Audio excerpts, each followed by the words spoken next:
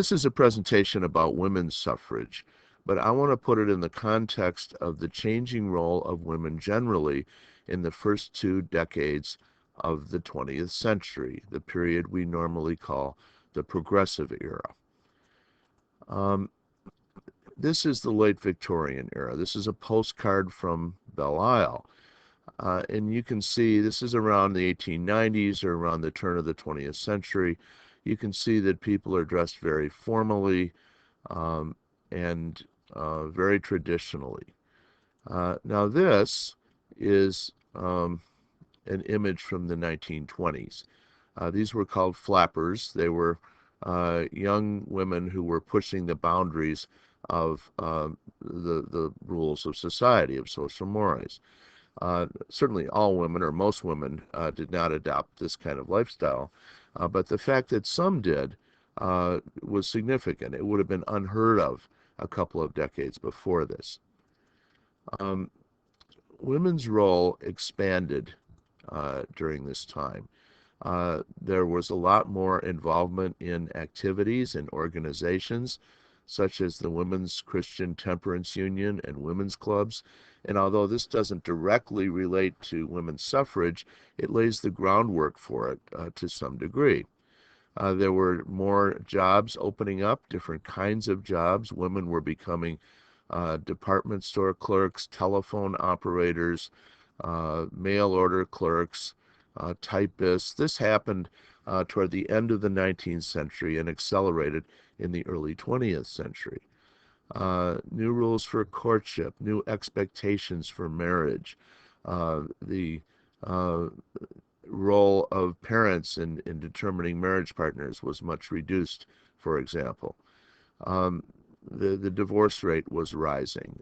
This represented more independence and a greater sense of freedom that women felt. There were a lot of labor-saving advances, getting into washing machines and vacuum cleaners in after the first couple of decades of the 20th century, for example. There were mail order catalogs. You could get free delivery of a lot of items, saving you a lot of time. And as I said, washing machines, for example, were coming in.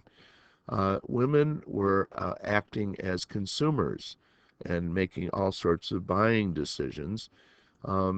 This is an ad from 1907. It was placed all over New York City. And it said simply, Wednesday is wink day in New York. Give the grocer a wink. Well, this was a little bit mysterious, a little bit daring for the time. It turned out these ads were placed by Kellogg's, selling cornflakes. And this is the flyer that was given to grocers. They were encouraged to put that first one up that I showed you, and this explains what needed to happen. Women would be given free samples of these cornflakes. Now, how successful was it? Well, this campaign increased sales of Kellogg's cornflakes 15-fold. Now, there were many arguments against women's suffrage. We can divide them up into several categories. There were biological arguments that women are emotional and men, however, are rational, that women's nervous systems would be damaged by the responsibility to make voting decisions. There were sociological arguments that this would create divisions within families and weaken the family. This was too much individualism. This was a threat to the man's role as head of the family. The man should make political decisions for the entire family. Men would become too feminine. Women would become too masculine. These arguments strike us as pretty quaint, outdated today, but they were very strong at the time. There were racial arguments. Women's suffrage would be an attack on states' rights. And if you could attack states' rights in this area, you could attack them in other areas also. and what could be at risk was the South's system of Jim Crow. So underneath some opponents to women's suffrage was the desire to continue the system of racial segregation in the South. Uh, and in fact, if you expanded the right to vote to women, um, could not that also be expanded to African Americans? Uh, there are a lot of fears under the surface that may not be obvious at first glance. There were also biblical arguments against this by biblical traditionalists. For example, let a woman learn in quietness with all subjection. But I permit not a woman to teach, not to have dominion over a man, but to be in quietness. Wives, submit yourselves unto your husbands as is fit in the Lord. There are many examples of this sort of thing. And for those who interpreted the Bible literally, these were significant arguments.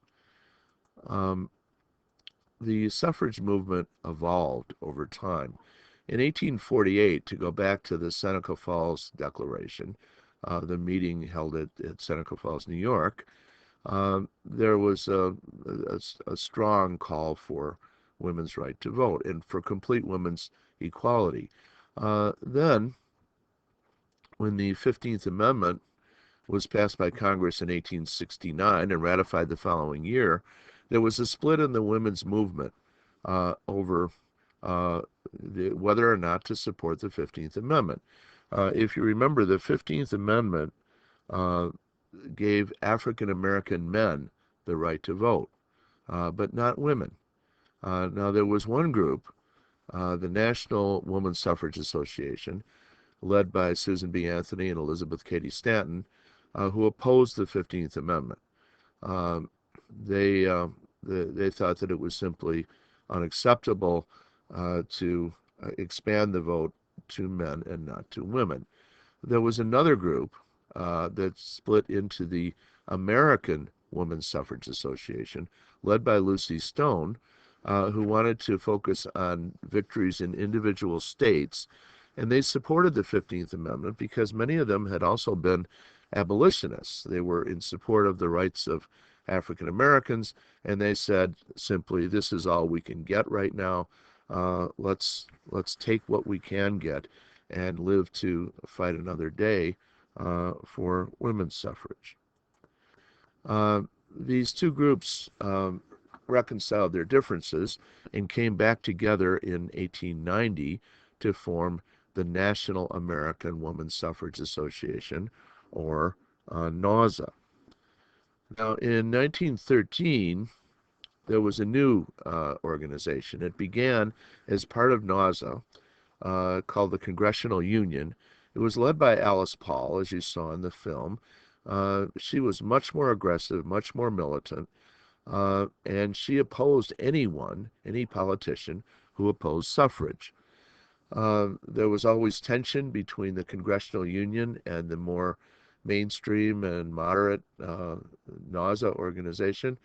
In 1916, this split became complete, and the Congressional Union was renamed the National Woman's Party under the leadership of Alice Paul and Lucy Burns. Um, the film is quite historically accurate, Iron-Jawed Angels, and I thought you might be interested in seeing some of the resemblances between the real people and those who portrayed them on film. Um, these are the more moderate leaders of NAWSA, Carrie Chapman Catt and Anna Howard Shaw. Now, the 19th century goals of the women's movement were broader. They were more all-encompassing. They included the right to vote, but also things like divorce reform, giving women more equal rights when it came to divorce and the custody of children, for example. They favored equality of pay, equal pay for equal work. and a single standard of morality, not a double standard. They favored dress reform so that women weren't confined to the constricting and very traditional garments that they had been expected to wear by society. They favored equal access to education and the professions such as medicine and law. In general, they were against the idea of a women's sphere, a whole separate area of life that was reserved for women, opposed to a men's sphere. Now, in the progressive era, the 1900 to 1920 period, a lot of these goals were scaled back. The focus was on the right to vote more than anything else, and not on the destruction of the idea of a women's sphere, but on the expansion of it. Uh, let's illustrate that redefinition of women's sphere. The old strategy was to attack its very existence, and this was an extremely hard sell to men. The new strategy was to expand the boundaries of what women could do acceptably, and that worked much better politically. Let's illustrate this. The old view was that women uh, should protect the morals of their children, and now this was a traditional women's role, and now it was simply expanded that women should protect the morals of the nation's children, campaigning, for example, against child labor and for compulsory education laws. Um, in the traditional women's role, part of the job was to clean up the house, um, and now it was to clean up government as well. Notice what they're doing here is not challenging that women's role is to protect children and clean up the house. They're simply expanding the areas of protection and cleaning up. A woman should be a parent. The government should be a parent. And, for example, take over some of the roles of parenthood on issues like child labor, where children need that protection. Um, there were a number of factors that allowed the women's suffrage movement to succeed. It was connected to progressive era attitudes, the idea of reform, of improving society, and that women were seen as agents for doing this, as people who could reform and improve society. A number of Western states passed suffrage, and this provided a model for states in the East. And then when New York gave women the complete right to vote in 1917, this was a milestone because New York was the largest and most influential state. Um, Women's roles expanded after April of 1917 when the United States entered World War I. They were working in defense plants. It seemed less and less logical to deny them the right to vote, given the roles that they were already playing. Also, the 18th Amendment prohibiting alcohol, establishing prohibition, passed Congress in late 1917 and was ratified and became part of the Constitution in 1918. And strangely enough, this helped the women's suffrage movement because a lot of the money opposing women's suffrage was coming from the brewers and distillers, whose business it was to produce and sell alcohol. Now they had lost, and they had no more motivation to pour money into the campaign against women's suffrage. Um, Also, the Great Migration of African Americans to the North played a role, because in the North, unlike the South, African American men could vote. And here's where the story takes a nasty turn. A lot of women said, look at who's voting in the North. You have black men voting. Should not your own wives and sisters and mothers be able to vote too if those black men can vote? Now, there is a strong racist element of this, there's no question about it, but it would be less than honest if we didn't say that that played a role in the passage of women's suffrage. Um, Today, we might think of women's suffrage as representing freedom and prohibition of alcohol as representing uh, the opposition to freedom. Uh, that's how we would look at it now, since about the 1960s. But at that time, they were seen as working hand in hand with each other. They were both reforming American morals. Women could bring a reformist impulse to government, they could improve it, make it better, and prohibiting alcohol would accomplish the same thing. I want to show you some cartoons that will reflect uh, the arguments for and against women's suffrage in the Progressive Era. This is the original Life magazine. Uh, in it had a life before it was reborn in the 1930s.